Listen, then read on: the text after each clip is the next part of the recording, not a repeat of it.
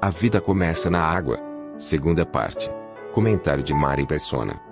Essa é a obra de Deus, e começando pela água, começando pela palavra de Deus. Outro dia eu coloquei até um pensamento no Facebook, que era mais ou menos assim, que eu escutei também de uma gravação de um pregador, e dizia assim: se você duvida que a palavra de Deus seja viva, experimente abrir uma Bíblia no avião e você vai ver como isso vai incomodar muitos dos passageiros em volta de você.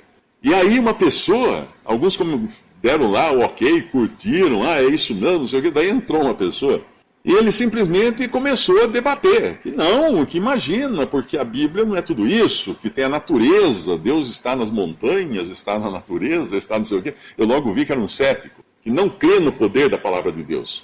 E o que eu respondi para ele foi o seguinte: você acabou de confirmar o meu ponto, de que quando nós abrimos a Bíblia, as pessoas se sentem incomodadas, porque ela é viva. A palavra de Deus é viva, ela realmente incomoda. Ela é espada, é como espada de dois gumes que penetra até a alma, divide e traz à tona todas as intenções e propósitos do coração. A Bíblia é um grande bisturi que abre o ser humano, expõe as suas entranhas e fala: olha o que você é. Você é um pecador. Você é um pecador perdido. Não tem saída para você a não ser se converter a Cristo Jesus. Então começa pela água. A salvação começa pela água.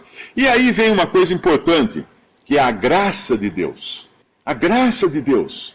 O que a graça... Hoje um irmão lá também no Facebook postou um vídeo, né? Será que era uma resposta para uma pergunta de uma pessoa que dizia: será que nós podemos perder a salvação? E no vídeo eu falo que nunca, jamais, de maneira nenhuma, porque a salvação nem sequer depende de nós, mas é um dom, é uma dádiva de Deus, por graça. E logo vem lá um comentando, sempre tem um que vai comentar alguma coisa. E um que, inclusive, se diz protestante, se diz evangélico, se diz cristão, dizendo o seguinte: essas são as palavras do diabo. Queime todos esses vídeos. Eu não sei como é que a gente consegue queimar vídeo que está no YouTube, né? Queime todos esses vídeos porque essas palavras são do diabo. A salvação não é de Deus só, não. Eu tenho que também me esforçar para ser salvo. Eu e Deus que somos responsáveis pela minha salvação. Olha a ideia do homem.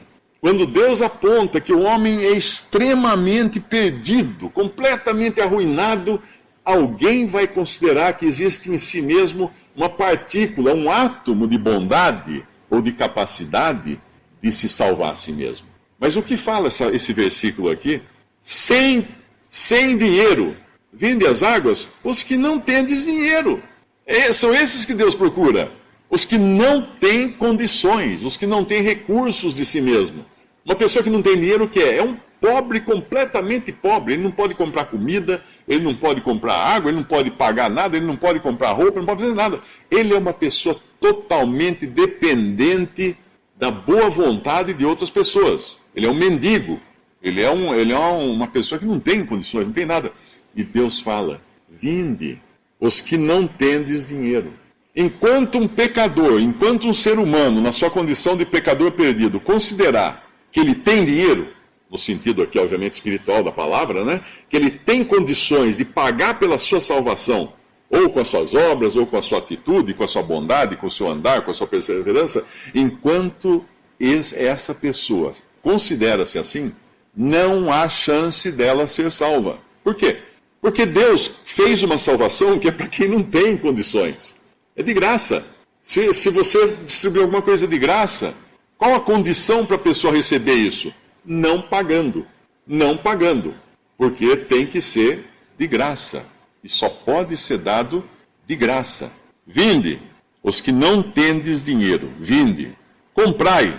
Mas como comprai se eu não tenho dinheiro? Porque é uma compra feita por graça. É o apossar-se, o apoderar-se. Porque quando nós compramos alguma coisa, nós nos tornamos donos.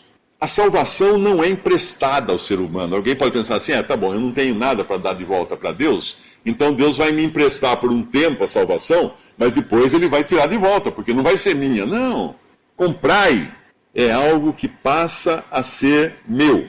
No momento em que eu creio em Jesus como meu Salvador, Deus me dá a salvação por graça, mas Ele dá também o título de propriedade. O título de propriedade. Existem alguns negócios que são feitos, né, em cartório e tal, às vezes de passar uma propriedade de uma pessoa para outra, que às vezes tem um preço simbólico, né? Já existe isso. A pessoa põe lá no contrato R$1. É um preço simbólico. Na verdade, nem enfiou a mão no bolso para dar R$1 para o outro. Foi só simbólico para fins de contrato apenas. Deus nem é R$1. Nada, zero. Não tem dinheiro, mas comprai. Fique da posse dessa salvação.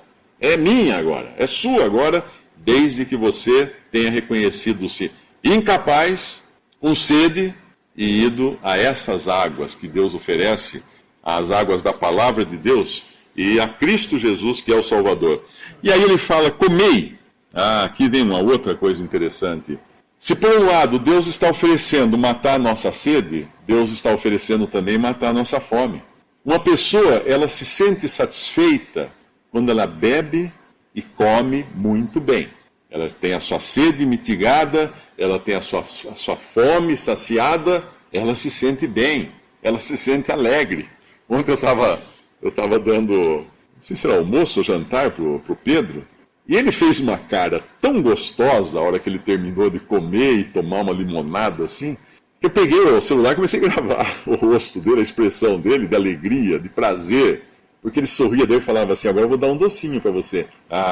Aí brilhava o rosto dele, o desejo de comer o docinho. O que ele está entendendo das coisas? Nada, ele está saciado. Ele que não tem entendimento algum das coisas, não tem preocupação, não pensa no amanhã, não pensa no ontem, não tem do que se arrepender de ontem, não tem do que se preocupar com amanhã, mas está saciado, está contente, está feliz, está com uma expressão boa. Comei. Sim, vinde e comprai sem dinheiro. Por que comprar sem dinheiro? Porque é de graça. E sem preço, porque é de graça. Mas será que é porque é de graça? Nós temos um problema com coisa de graça, né? Geralmente a gente fala assim, aquilo ali é de graça e não é bom. Não presta, né? Coisa de graça é alguma coisa rejeitada. Mas quando nós falamos que a salvação é de graça, e é sem preço, é sem dinheiro, é sem precisarmos pagar por qualquer coisa dela, é porque o preço dela foi tão alto, tão elevado, que Deus viu que não haveria qualquer condição do ser humano pecador pagar pela sua redenção, pagar pela sua salvação, pela sua libertação do pecado. Então Deus pagou. Deus pagou. Por quê? Para comprar para si um povo. Ele resgatou um povo das mãos de Satanás para si mesmo, para que fosse um povo dele, para tornar essas pessoas família de Deus, filhos de Deus, quando são comprados pelo sangue de Jesus, derramado na cruz do Calvário. Então, quando se fala que é graça, que é sem preço, que é sem dinheiro, que é fácil, que basta crer em Cristo como Salvador, não é porque foi fácil, totalmente fácil, porque foi a obra mais difícil já feita, uma obra estranha até para Deus, entregar o seu próprio filho para morrer, não por pessoas boas, mas por inimigos, por pecadores perdidos, tomar na cruz sobre seu corpo santo os nossos pecados e receber ali a paga que Deus tem que dar ao pecador por causa do pecado. Deus é um juiz, Deus vai ter que julgar o pecado, Deus não vai deixar passar de qualquer maneira o pecado. Deus vai ter que julgar o pecado. Ele julgou na cruz o pecado, em Cristo. E todos aqueles agora que creem em Jesus como Salvador foram julgados ali junto com Cristo, em Cristo. Tiveram seus pecados pagos ali, tiveram a justiça, toda a ira de Deus contra o pecado lançada sobre o seu Filho ali na cruz e, consequentemente, sobre todos aqueles que creram nele. Como que por procuração, vamos dizer assim, para que nós não suportaríamos jamais a ira de Deus. Nós não suportaríamos. O que o homem merece é a condenação eterna. Aqueles que rejeitam a Cristo terão, sim, que se encontrar com Deus no final para receber a condenação eterna. Porque rejeitaram aquele crucificado que estava ali. Quem era esse crucificado? Deus e homem, o Filho de Deus feito homem. O Filho de Deus vindo ao mundo que se fez carne para morrer por nós. Não era uma pessoa qualquer, não era um sacrifício qualquer. Não podia ser outro homem, não podia ser outro, não podia ser um homem comum, porque tinha que ser um sem pecado. No Antigo Testamento, todos os sacrifícios que apontavam para Cristo, prefiguravam Cristo, eram de animais sem mancha, sem defeito. Caso contrário, Deus não aceitaria. E assim o Cordeiro de Deus, que é Cristo, precisou vir ao mundo sem pecado. Então vinde, comprai, comei, sim, vinde e comprai sem dinheiro e sem preço. E aí vem duas coisas interessantes, né? Nós vimos água, agora nos fala de vinho, no final do versículo 1. Vinho e leite, olha que interessante. Tem uma passagem na Bíblia que fala que o vinho alegra o coração do homem. Eu sei que existem muitas doutrinas protestantes, principalmente, herdadas dos primeiros protestantes que foram para a América do Norte, e eles tinham lá toda uma doutrina rigorosa em relação ao vinho, às bebidas alcoólicas e coisas assim, e proibindo completamente qualquer estimulante como o vinho, proibindo completamente. Isso foi herdado por muitas religiões protestantes e pouca gente jamais parou para pensar no assunto, né? Para pensar que, por exemplo, o primeiro milagre que Cristo fez nesse mundo, o primeiro milagre quando ele veio aqui como homem, qual foi? Transformar água em vinho. Ué, mas então ele incentivou o alcoolismo? Não, porque o vinho fazia parte da alimentação das pessoas. Ele estava num casamento, e uma festa de casamento tinha vinho, como é normal hoje também nas festas de casamento. E a Bíblia fala que o vinho alegra o coração do homem. A embriaguez é pecado, Deus condena a embriaguez. Deus condena todo excesso. Mas o vinho em si, Deus preza. O vinho alegra o coração do homem. O vinho, nas promessas feitas para Israel, quando eles herdarem a terra no futuro, nos fala de vinho, nos fala de alegria, nos fala de suprimento, né?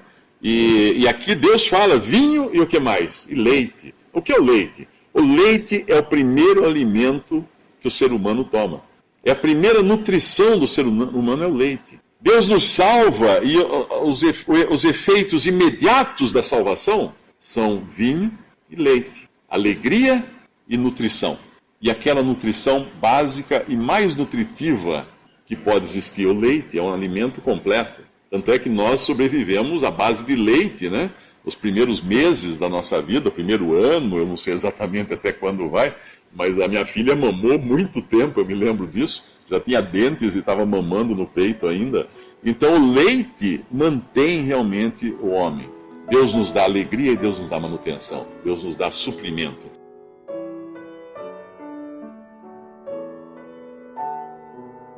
Visite Respondi.com.br. Visite também 3minutos.net.